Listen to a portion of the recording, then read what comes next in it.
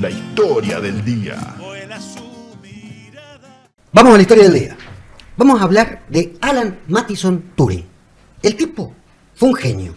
El mundo moderno es un poco obra suya y sin embargo su nombre es recordado en muy pequeños círculos científicos.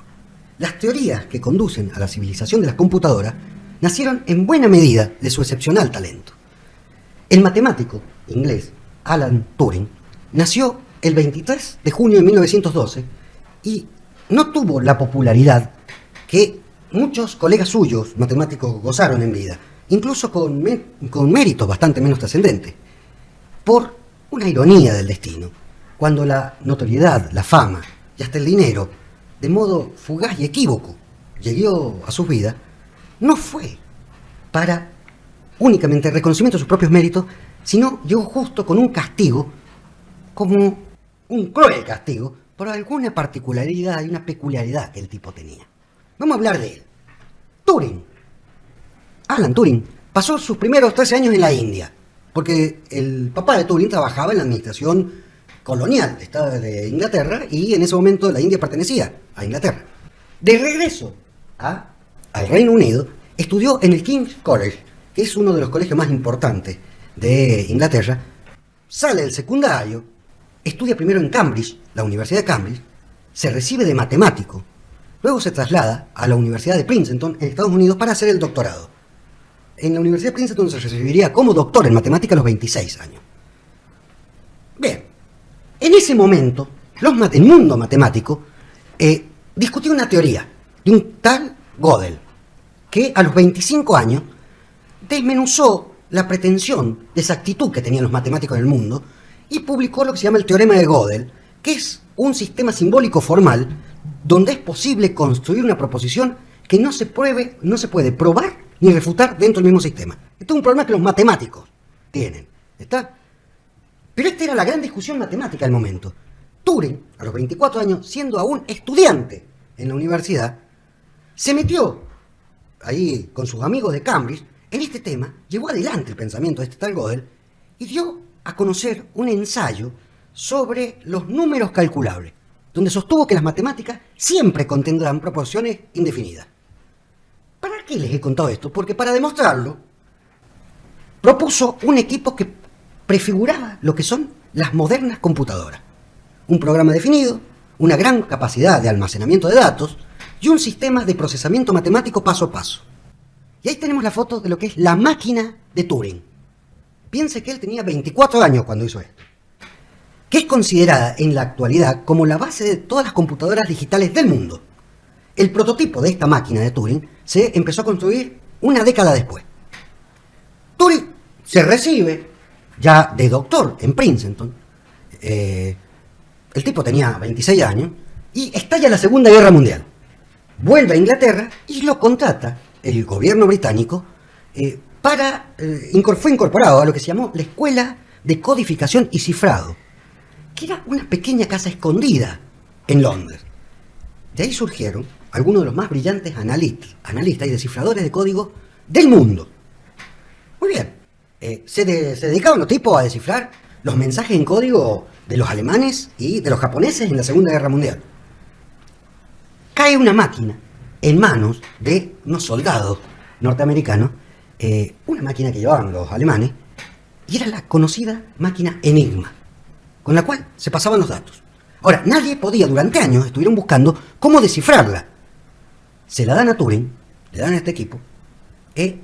Turing contrata una gran cantidad de mujeres, que era una novedad en ese tiempo, porque las mujeres no podían trabajar ni como matemáticas ni como ingenieras, él las pasa como lingüista. Y logran en muy pocos días descifrar la máquina Enigma. Gran Bretaña y los aliados dan un paso gigantesco adelante en la lucha subterránea contra la Alemania nazi, ya que los servicios secretos habían dejado justamente de ser secretos a partir de la máquina Enigma.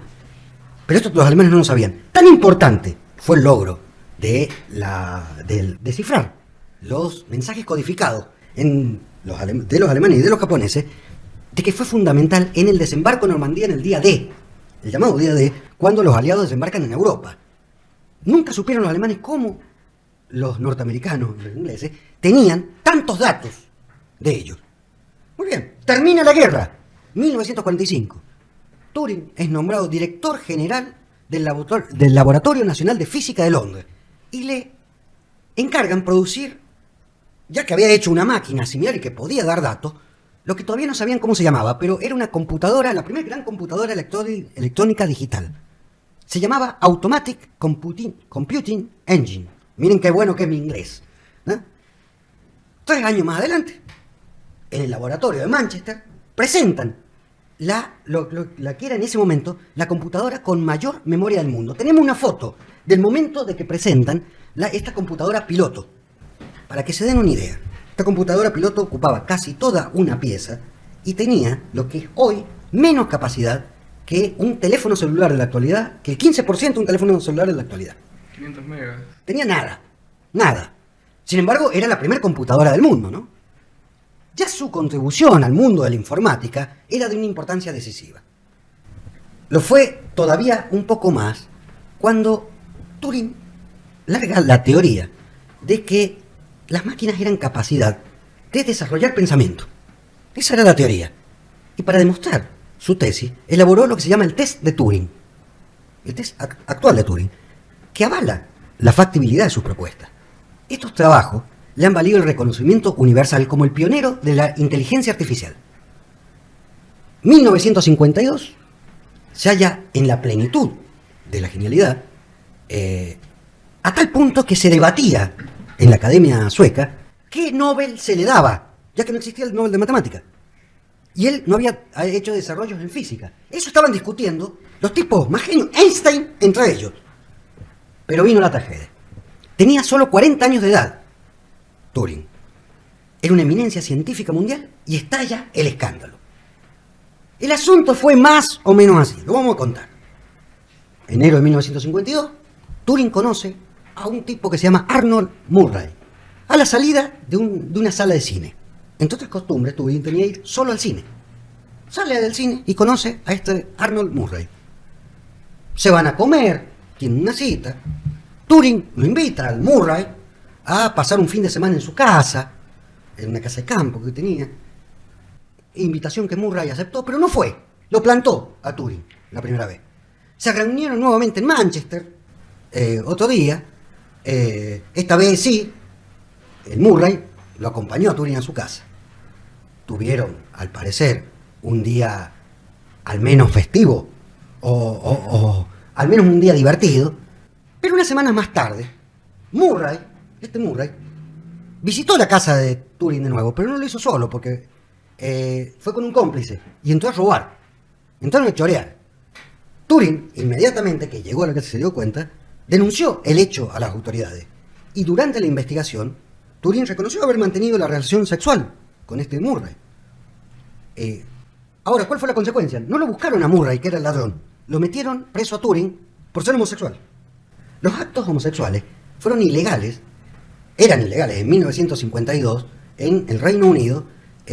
Fue acusado por indecencia grave, que es el artículo 11 del Código Penal de Inglaterra, que fue por el mismo delito que en su momento fue condenado un gran escritor, que es Oscar Wilde.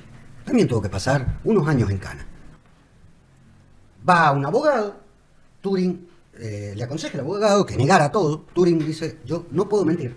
Y admite ante el magistrado que efectivamente él era homosexual. Pero fue un gran error porque olvidó que estaba vigente una ley sancionada en el siglo XIX que consideraba a la homosexualidad un delito. Precisamente esa misma ley que lo había metido en cana al gran escritor Oscar Wilde. ¿Y qué hacían? Al juez no le quedaba otra situación, otra salida que condenarlo. Y salió la condena. El asunto de Turing salió en casi todos los diarios del mundo. Escrachado en casi todos los diarios del mundo por ser homosexual, ¿no? La vida profesional de Turing se fue al piso, al subsuelo, absolutamente de la nada. Eso sí, en atención, ya que estábamos a los enormes servicios que había prestado al Reino Unido durante la guerra, le dieron la posibilidad de elegir la pena. Y era, o tenés 7 años de prisión, o te sometemos a lo que hoy se llamaría la castración química. A Turing le dijeron que le iban a dar unos medicamentos para eliminar sus impulsos homosexuales. Le iban a inyectar algo. Y cometió Turing un nuevo error. La primera vez había sido sincero, pero esta vez optó por esta castración química, ¿no? Bueno, le empezaron a dar unas inyecciones que, según las concepciones médicas de su momento, reducirían notablemente su impulso sexual y gradualmente lo conducirían a la normalidad legal, es decir, a la heterosexualidad. Pero la precariedad de la ciencia médica del momento desencadenó una tragedia en el cuerpo de Turing. En menos de un año, Turing había quedado impotente y su cuerpo comenzó a transformarse. Empezaron a salirle senos, empezó a cambiar toda su fisonomía. Turing se da cuenta y en una de las cartas que dirige a los pocos amigos que le habían quedado da testimonio de lo que le estaba pasando, que era la pérdida de su potencia sexual y cómo estaba transformando su cuerpo. Le estaban saliendo unas caderas, unas curiosas caderas muy parecidas a una mujer. Así escribe Turing. Ya absolutamente depresivo, sin salida, el 7 de junio de 1954 toma una manzana, una jeringa, y la llena de cianuro. Y le da un mordisco a esta manzana y de esta manera se suicida.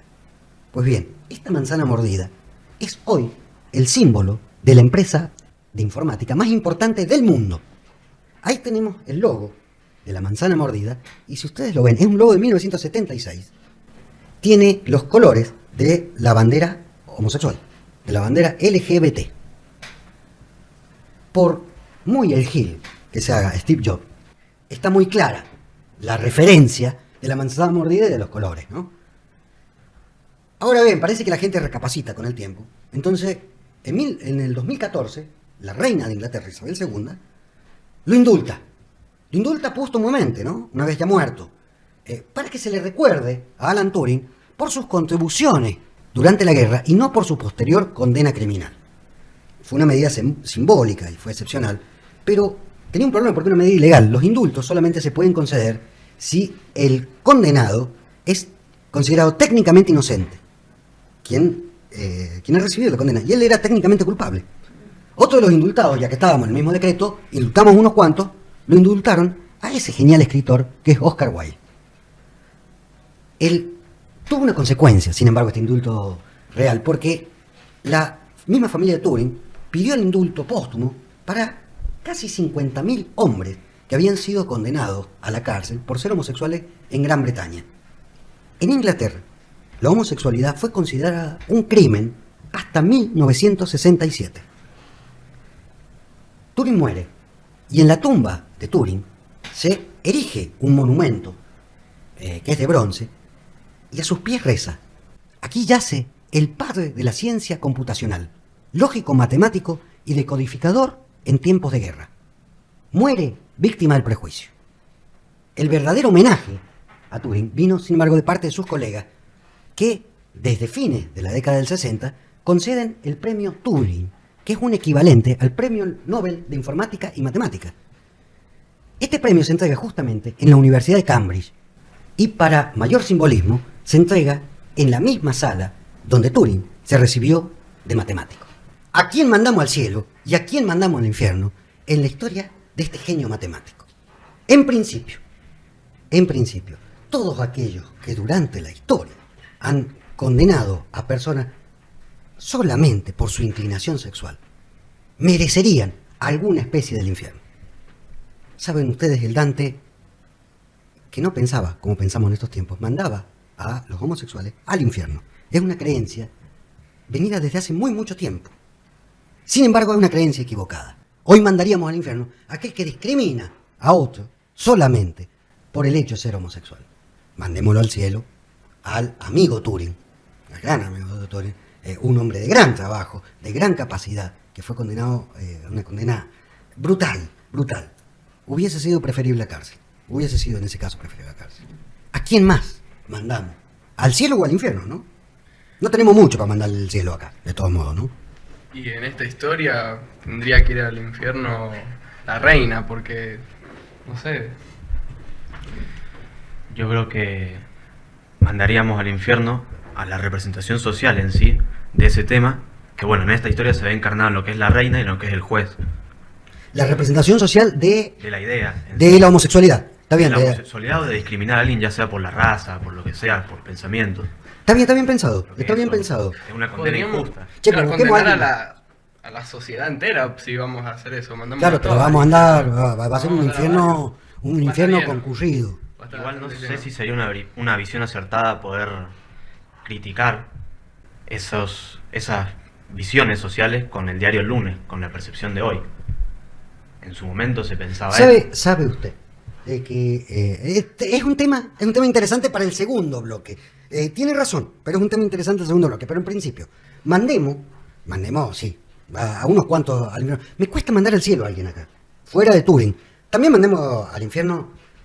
No me voy a olvidar de este muchacho Murray, Al Traica, claro. que además, ese es un traidor. Hasta él No, va no, al no, infierno. todos los Sí, traidores sí. van al infierno. Sí, No hay sí. forma. Si Turing quería pasar un buen momento, se aprovechó del momento de aquel matemático para entrarle a chorear. Hay que ser mal, Sí, hay que ser mal tipo, ¿eh? Hay que ser mal tipo, porque casi todo lo otro, hasta casi sería discutible. Pero este es un mal tipo. No solo que Turing recibió la condena, además. De paso que además al choro lo dejaron afuera. Claro. Miren las sociedades que vivíamos, que era más Es grave peor la homosexualidad que el robo. que el robo. No solo fue un hecho de traición, sino de desinterés hacia la persona, porque él recibió la condena. Por parte de la sociedad. Claro. Sí, ya hemos mandado unos cuantos.